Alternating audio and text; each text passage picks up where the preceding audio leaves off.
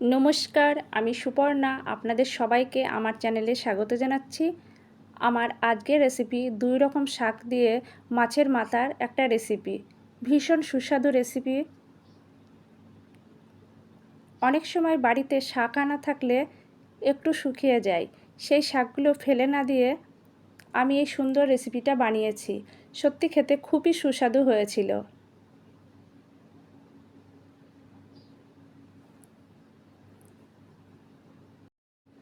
২ রকম শাক ছাড়াও মাছের মাথা, মাছের তেল আছে। ভীষণ সুস্বাদু রেসিপি। ভাতের সঙ্গে খুবই ভালো লাগে খেতে।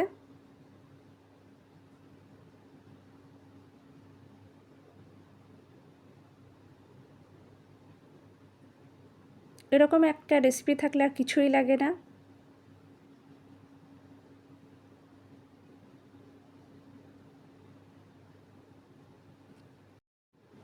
রুই মাছের মাথা তেল লাগবে।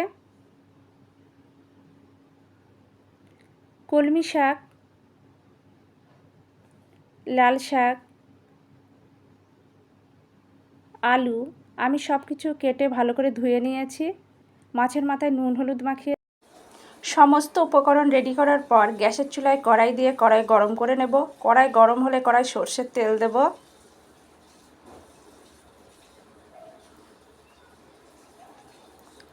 সর্ষের তেল গরম হলে মাছের মাথাগুলো দিয়ে ভালো করে ভেজে নেব।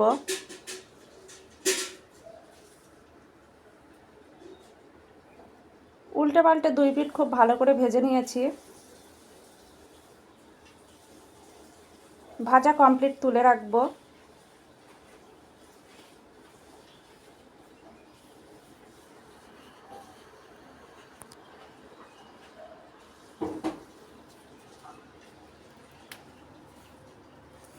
ওই তেলেই শুকনো লঙ্কা, জিরে,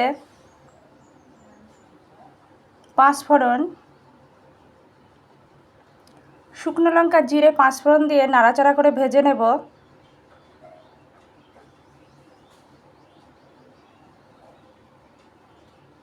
আদা পেস্ট, জিরে পেস্ট, শুকনো লঙ্কা পেস্ট, আদা পেস্ট, জিরে পেস্ট, শুকনো লঙ্কা পেস্ট দিয়ে ভালো করে নাড়াচাড়া করে মশলাটা কষে নেব।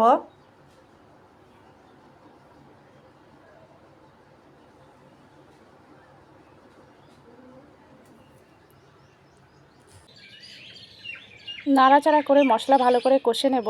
মশলা কষানোর সময় সামান্য একটু চিনি দেব শুধুমাত্র স্বাদ আর কালারের জন্য। কেটে ধুয়ে রাখা আলুগুলো দিয়ে দেব।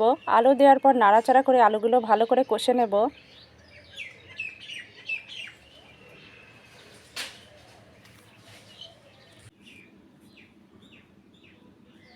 এরপর কলমি শাক, লাল শাক দিয়ে দেব। কলমি শাক, লাল শাক কেটে ভালো করে ধুয়ে রেখে দিয়েছিলাম। ভালো করে নাড়াচাড়া করে কষে নেব। কষানোর সময় সামান্য নুন দেব।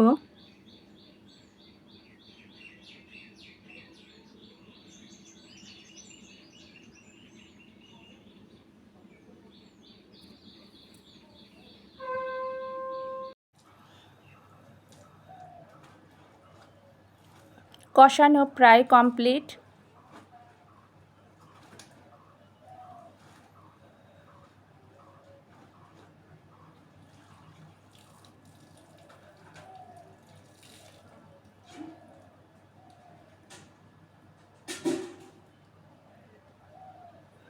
এই পর্যায়ে পরিমাপ মতো জল দিয়ে দেব।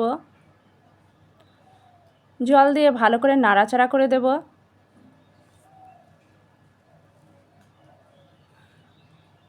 ফুটে উঠলে স্বাদ অনুযায়ী নুন, পরিমাপ মতো হলুদ দেব।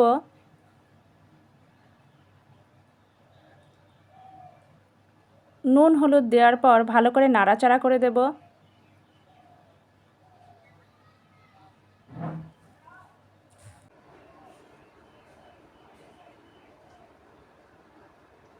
ভালো করে সিদ্ধ করে নেব। এই পর্যায়ে ভেজে রাখা মাছের মাথা তেল দিয়ে দেব।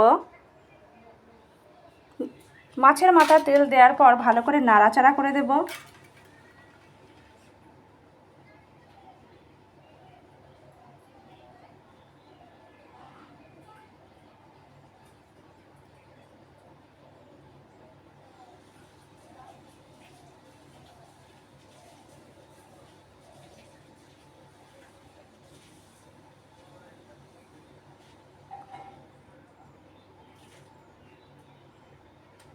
আমার আজকের রেসিপি প্রায় কমপ্লিট।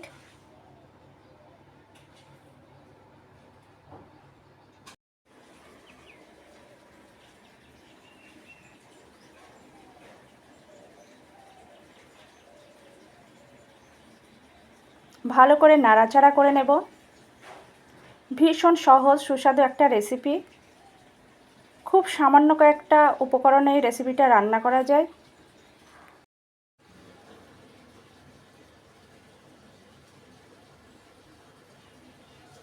নামানোর আগে একটু গরম মশলা দেব, গুঁড়ো গরম মশলা দেওয়ার পর ভালো করে নাড়াচাড়া করে নেব।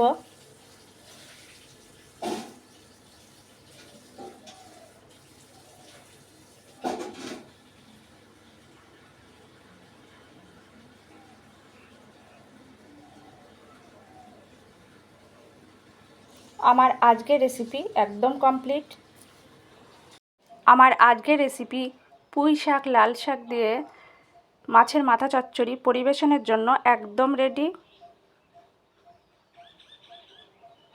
ভীষণ সুস্বাদু একটা রেসিপিটা আমি ঠিক যেভাবে দেখিয়েছি আপনারা রান্নাটা একইভাবে করবেন, একদম পারফেক্ট হবে। দুপুরে গরম ধোয়া ভাতের সঙ্গে পরিবেশন করবেন, একদম জমে যাবে। এই রেসিপিটা অন্তত একবার হলেও ট্রাই করবেন।